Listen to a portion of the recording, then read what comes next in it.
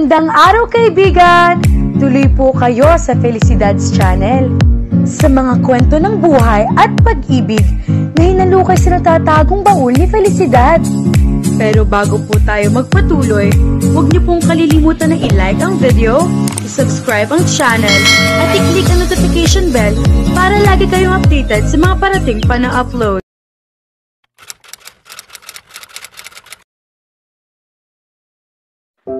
Tahimik na naghapunan sina Freya-Del at Kai. Marahil ay pareho nilang ayaw pag-usapan ang nangyari o ang muntik na mangyari ng hapong iyon. Freya-Del would love to keep it that way. Ayaw niya magtanong ito tungkol doon. Pagkatapos kumain at mailigpit ang mga pinagkainan nila ay nagpaalam na siya rito para magpahinga na. Ngunit tulad ng inasahan niya, hindi siya dalawin ng antok kahit matagal na siyang nakahiga. Kay Balmes, what is it you do to me? Masyado mo akong pinapahirapan. I can't fall in love with you. Not again. Alam niyang minahal niya ito noon. Kahit sa TV at mga gigs lang niya ito nakikita. Isang tipikal na pagmamahal iyon ng isang tagahanga sa inahangaan nito. Pero ngayon nalalapitan na niya ito at nakakausap pa, delikadong mahulog ang loob niya rito. Maaring mahalin niya ito sa pagmamahal na higit pa sa dapat niyang ialay. Higit pa sa typical na pagmamahal ng fan sa idolo. If that kiss ever happened, that would have put her in an unlikely situation. Sitwasyong maaari hindi niya matakasan kahit kailan, ang tuluyang umibig kay Kai Balmes. Lumabas siya ng kwarto at nagtungo sa balkonahe na nasa tabi lamang ng kwarto niya. She needed to unwind and relax right now. Hahayaan niyang tangayin ng malamig na hangin ng gabi ang mga gumugulo sa isip niya. Gising ka na pala. Nagulat siya nang marinig ang boses ni Kai mula sa likuran niya. Nagpapahangin lang. Ikaw, bakit gising ka pa? Tanong niya rito. I'm here to think about things and then I saw you. Alam ko, hindi lang pagpapahangin ang sadya mo kung bakit ka nandito. What do you mean? Come on, Freya. You know exactly what I mean.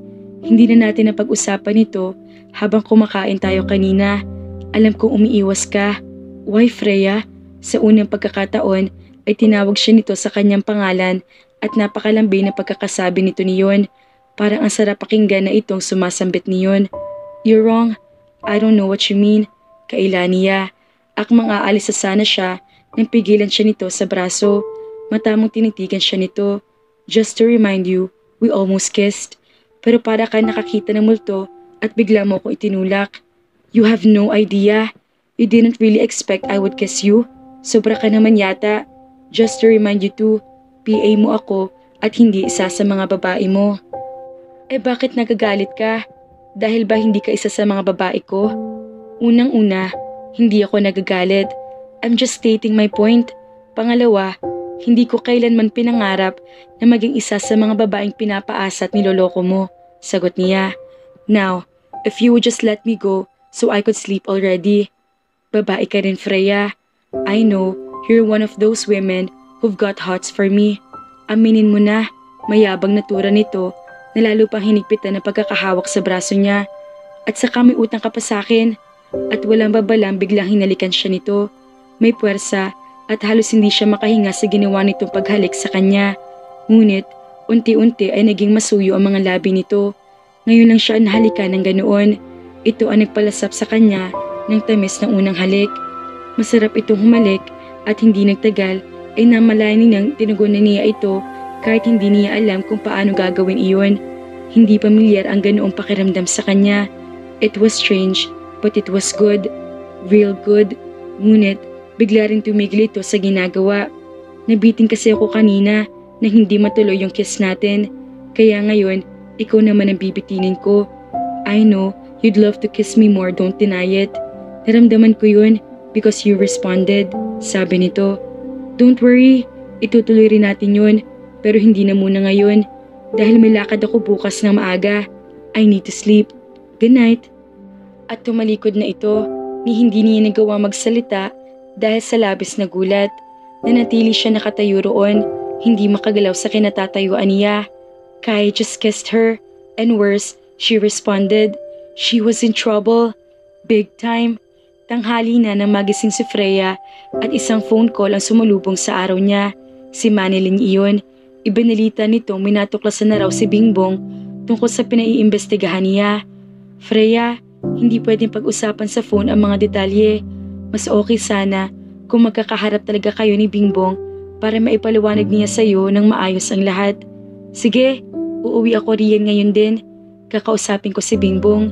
Gagawin niya ang lahat para malaman ang totoo. Kahit pa nangangahulugan iyon, nababalik siya sa Bicol at muli niya ibinubuwis ang pagkakataon na makita siya ng mga tauhan ng daddy niya. Hindi na kailangan, Freya. Paluwas kami ni Bingbong bukas dahil na-reassign siya sa Quezon City. Pwedeng dyan kayo magkita para hindi ka na mahirapan sa pag-uwi rito. Sabi nito, ipinagpasalamat niya iyon. Walang makokompromiso sa mga gawain niya kung sa Maynila sila magkikita ni Bingbong. Maari naman siya magpaalam kay Kai kinabukasan para umalis. Sige Manilyn, thank you talaga. You don't know how much this means to me. I know exactly how much this means to you. Anito, at saka, what our friends are for, bahagya siyang tumawa sa huling sinabi nito. Basta, thank you talaga. I owe you. Sige na nga, mapilit ka eh.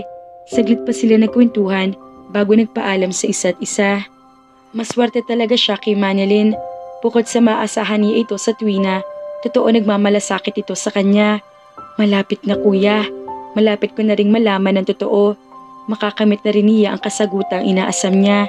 Bumaba siya at nasopresa nang makita ang katulong ni Kai na si Glenda. Naghahanda ito ng tanghalian sa kusina. Hindi iyon ang unang pagkakataon na nakita niya ito dahil nagkakakilala na sila bago pa ito umalis. Kailan ka dumating, Glenda? Wala si Kai? Tanong niya rito. Umalis si Sir. May meeting daw siya kasama si Sir Bryce. Himala, hindi yata siya kinulit ng mukong na iyon ngayon. Kanina lang ako dumating. Tumawag kasi si Sir kahapon. Pinababalik na niya ako rito dahil ikaw ra ang naglilinis ng bahay noon nagbabakasyon ako. Nagtaas pa nga ng boses sa telepono eh. Hindi na tuloy ako nakahirit. Pagpapatuloy nito. Sa Bulacan ang probinsya nito, hindi siya pamilyar sa pasikot-sikot ng mga lugar doon pero hindi naman daw ganoon kalayo iyon kaya madali lang rito ang umuwi roon at bumalik sa Maynila. Naku, hayaan mo na yun. Bugnutin lang talaga ang amo natin. Okay lang naman, kahit ako maglinis. Isa rin naman ako sa mga nagtatrabaho para sa kanya. Sabi niya. Naku, sanay na rin ako sa pagkabugnutin nun. Natatawang sabi nito. Paano mo naman nasabi? Tanong niya. Matagal na kasing naninilbihan ang pamilya namin sa pamilya nila. Pagkakwento nito habang isinasalang ang frying pan sa kalan. Hindi talaga siya bugnutin. Mainitin lang talaga ang ulo. Lalo na nang mag-break sila ni Miss Annacel last year. Pumunta kasi sa Canada si Miss Annacel para asikasuhin ang business ng mga magulang niya roon. Talaga? Nagibugnutin siya pagkatapos noon? Bigla siya na curious sa pahayag nito.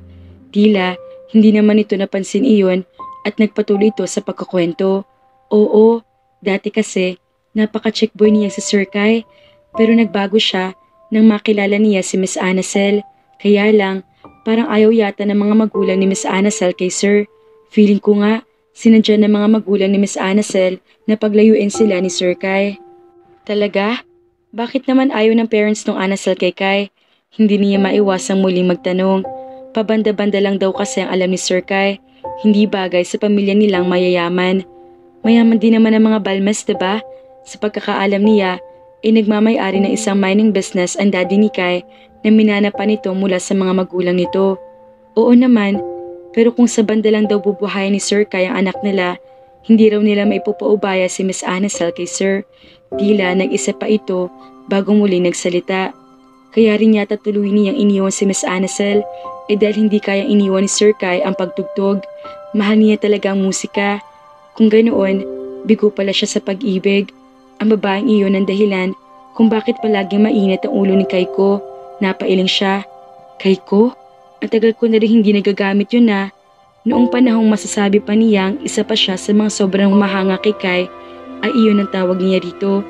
Naalala niya ang nangyari na nagdaang gabi. Hinilikan siya nito, pero naisip niyang walang kahulugan ng halik na iyon. Baka nga, namimiss lang nito si Annacel.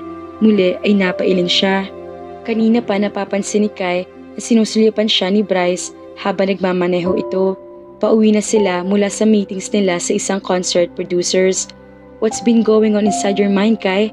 Kanina ka pa hindi mapakali at parang tuliro habang kinakausap natin ang mga producers. Wala pare, wala lang siguro ako sa mood.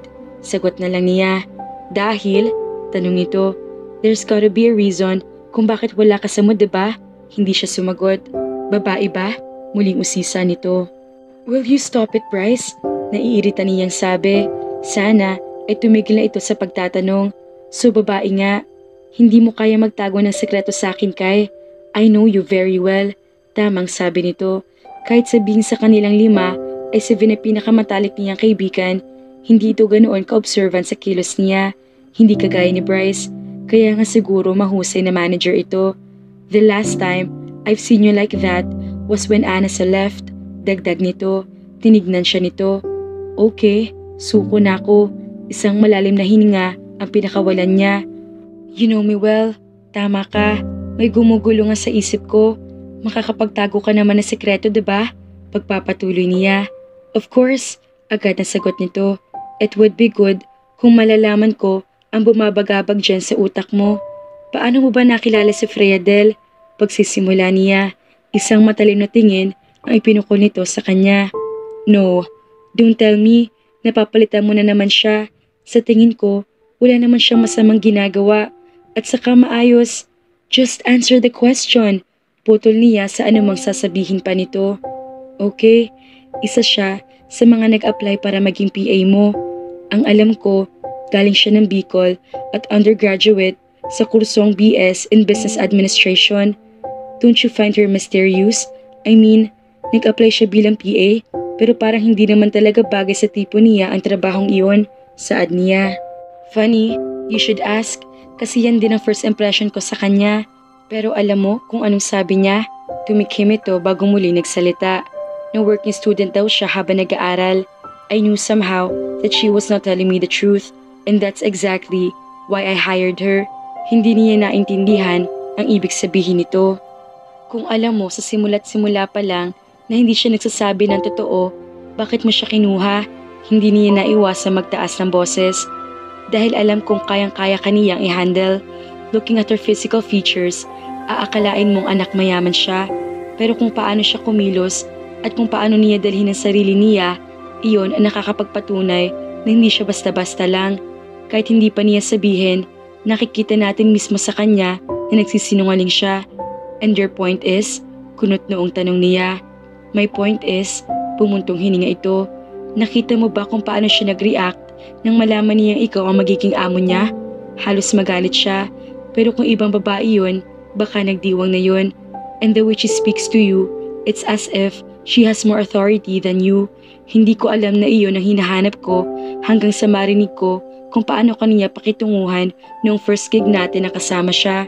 Gusto kong magkaroon ng katapat si Kai Balmes and I found her in the person of Freya Del Cuzat. Yeah, right. You found her. Sarcastic na tugon niya rito.